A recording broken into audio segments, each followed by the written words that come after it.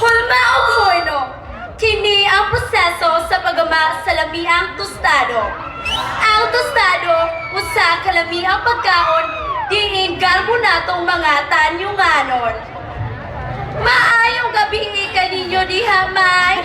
Ako, si Jamelyn Valles Luciano, 18 ang panuigon, magbasigar buong nagrepresentar sa nagahiusang barangay. Barangay Loob! Viva Señor San Gabriel Arcangel! Viva Santander! Viva Tostado Festival! Ug ako nagingon, uswag tanyunganon! Sayaw na sa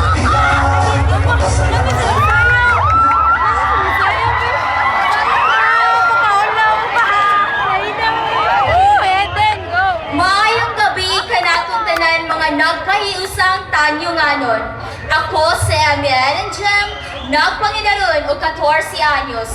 Ug ako usa sa mga anak sa lumad nga tanyunganon nga nahasakop sa Barangay Pasil. Viva Tanyunganon! Viva Tostado Festival! Viva Señor San Gabriel Arcangel! Mabuhi ang nagkahiusang subuaron!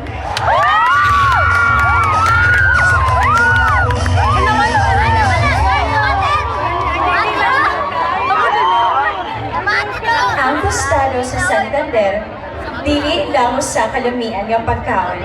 Kay para namong mga kabataan, simbolo kini sa mga nagian ug magian pa sa atong lungsod.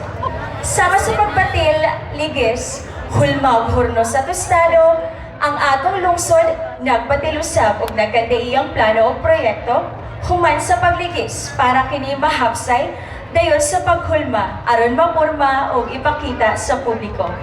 Ang paghorno mo kainit sa mga batikos, mga kalisdanan. Apan, sa pagtapos sa adlaw, sama sa inilang purma sa lamiang tostado, kamao ang bulak, padayon sa pamukadkad o pagusbong ang atong lungsod. Maayong gabi, tanyunganon, mga hurado o mga bisita. Ang maanyag sa inyong atubangan mo si Charmel Serencio Calfomoro, nagapangidaron og 21 anyos. Mapasigar buhong nagagikan sa Barangay Bunlan. Viva Señor San Gabriel Arcangel, Malibayang Tostado Festival. Padayon sa paglampok Pinalanggang Santander.